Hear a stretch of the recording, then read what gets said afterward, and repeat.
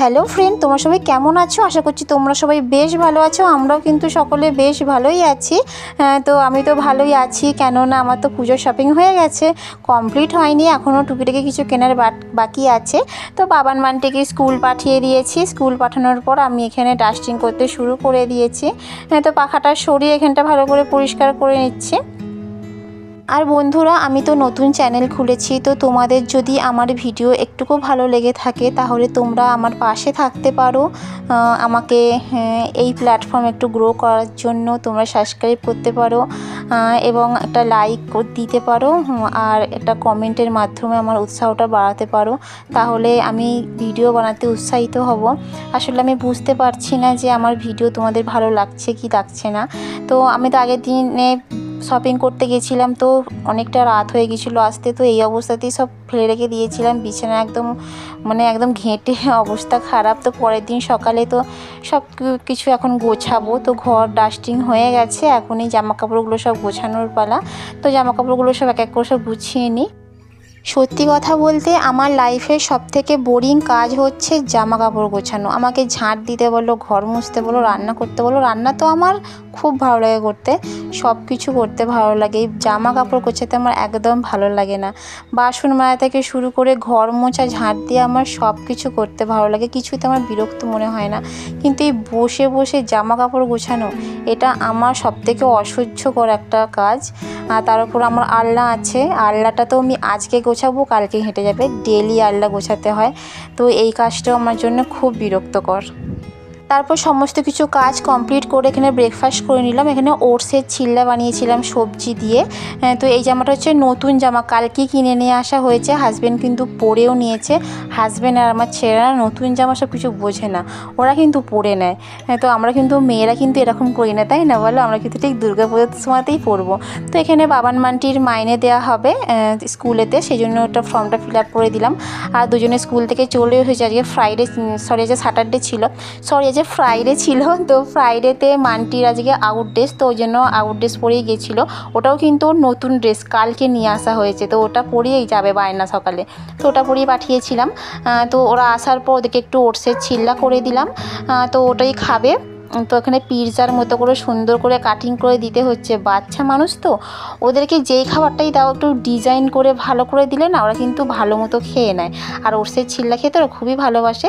আর তার উপর আমি একটু ডেকোরেশন করে দিই যাতে ওরা আরও তৃপ্তি ভরে খেতে পারে।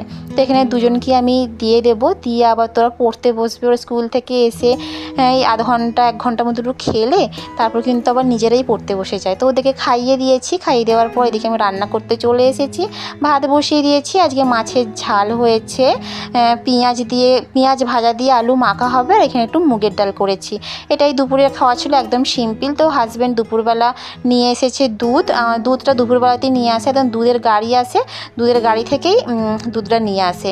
তো এদিকে দুধ নিয়ে চলে এসেছে। এগুলো এখন ভালো করে সব ফ্রিজে রেখে দেবো। ধুয়ে নিয়েছি, ধুয়েই কিন্তু আমি ফ্রিজে রাখছি।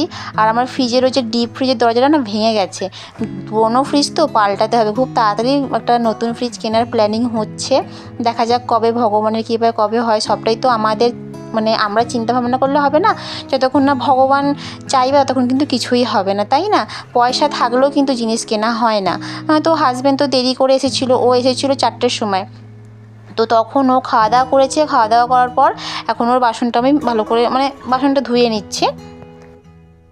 আমার হাজব্যান্ড প্রতিদিন 3টের সময় খেতে আসে, বাট আজকে খুবই দেরি হয়ে গেছে, 4টের সময় খেতে এসেছে। আসলে কি বলো তো, দোকানে না এখন কাজের চাপটা প্রচুর। সামনেই তো ধানতেরাস আসছে না, দুর্গা পুজো, তারপরেই ধানতেরাস। তো এই সময়টা না সোনার দোকানে খুব কাজের চাপ থাকে। তো আমাদের বলে রাখি, আমাদের জুয়েলারি শপ আছে, তো সেই জন্যই এই টাইমটা আমাদের খুব কাজের চাপ থাকে। তো হাজব্যান্ড তো এখন খুব ব্যস্ত। আর দুর্গা পুজো যেই কেটে যাবে আমি কিন্তু দোকান নিয়ে খুব ব্যস্ত হয়ে পড়ব। সেটা সবটাই অবশ্যই তোমাদের সঙ্গে আমি শেয়ার করব।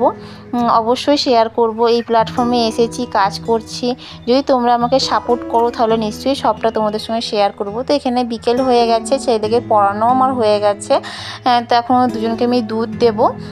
দুধটা খেয়ে বাবান আবার ওর বাবার সঙ্গে যাবে দোকানে, বায়না করছে দোকান যাবে, তো যাক দোকান, কারণ পড়াতেও কমপ্লিট হয়ে গেছে। আমি দুপুরবেলা প্রতিদিন মানে ওদেরকে পড়িয়ে নিই। তো মান্টি বাড়িতে ছিল, মান্টি খুব বায়না করছিল কেক খাবে বলে, তো ওকে একটু কেক বানিয়ে দিচ্ছি। কেক তো বানাতে চলে এলাম, কিন্তু কেক বানাতে এসে দেখি যে আমার সাদা তেলটাই হয়ে গেছে শেষ। বাটার ছিল, বাটারও দেওয়া যায়, বাট আমার না কি একটা মনে হলো ঘি দিই। তো ঘি দিতে এত সুন্দর একটা ফ্লেভার এসেছিলো না, অসাধারণ। হ্যাঁ, ঘিটা কিন্তু অনেকটাই দিয়েছিলাম, প্রায় 3-4 চামচ ঘি দিয়ে দিয়েছিলাম। তো ফ্লেভারটা অসাধারণ এসেছিলো বেশ। আর কেকটা হয়েও ছিল খুব সুন্দর, খুব স্পঞ্জি। কেক এখানে হয়েও গেছে, কেকটা কেটেছি, দেখো তোমরা কতটা স্পঞ্জি হয়েছে এবং কতটা মানে ফেঁপেছে, কতটা ফুলে গেছে জিনিসটা, আর একদম স্পঞ্জি হয়েছে। মান্টি তো এই কেক খেয়েই ঘুমিয়ে পড়েছিল, আর বাবানও রাত্রিরে দোকান থেকে এসেই কেক খেয়েই ঘুমিয়ে পড়েছিল, আর কোনো যে এক্সট্রা করে ডিনার কিছু করেনি। তো এখানে আমি যা যা শপিং করছি তোমাদের সঙ্গে শেয়ার করছি। আমার একটা এক্সারসাইজ করার প্যান্ট, দুটো গেঞ্জি, আমি দুটো প্যান্ট কিনেছি, আর একটা আমি দেখাচ্ছি। আর এখানে হচ্ছে আমার হাজব্যান্ডের 3টে শার্ট, একটা শার্ট তো সকালে পরে নিয়েছে, আর এখানে হচ্ছে 2টো শার্ট। শার্টগুলো কিন্তু খুব সুন্দর, আমার খুব পছন্দ হয়েছে শার্টগুলো। প্রত্যেকটা শার্টের প্রাইস নিয়েছে, পরে প্রাইসগুলো নয় বলবো। আর এখানে হচ্ছে আরেকটা এক্সারসাইজের প্যান্ট, আর এই যে 2টো কুর্তি। আমি এই কুর্তিগুলো আমার বেশ প্রিয়, খুব ভালো লাগে আমার। আসলে আমাকে তো রেগুলার দোকান যেতে হয়, আমার এই ধরনের কুর্তি প্রচুর লাগে, প্রচুর। তো সেই জন্য আমি এরকম ধরনের কুর্তি কিন্তু খুবই কিনতে থাকি। ছেলেদেরকে স্কুলে আনতে যাওয়া, ডেলি দোকান যাওয়া, কত ড্রেস লাগে। একদম অনেক হাইফাই জামা কিনি খুব কম, বাট এই ধরনের নর্মাল ড্রেসগুলো কিন্তু আমি বেশি কিনি। তো এখানে আমি আমার 2 ছেলের জামাগুলো দেখাচ্ছি, বাট আমার বড় ছেলের 2টো জামা কিন্তু আলমারিতে আছে, সেটা আর বার করলাম না, কারণ ওই ঘরে আছে। বাবান মান্টি না ঘুমিয়ে পড়ে, যখন তুমি আলমারি খুলি না ওদের ঘুমটা ভেঙে যাবে। তো অন্য কোনো দিন ভিডিওতে দেখিয়ে দেবো। এটা হচ্ছে আমার জিন্স ব্ল্যাকটা, আর এই গ্রে কালারেরটা হচ্ছে হাজব্যান্ডের জিন্স। তো এটা হচ্ছে বাবানের জামা প্যান্টের সেট। তো আরও আছে।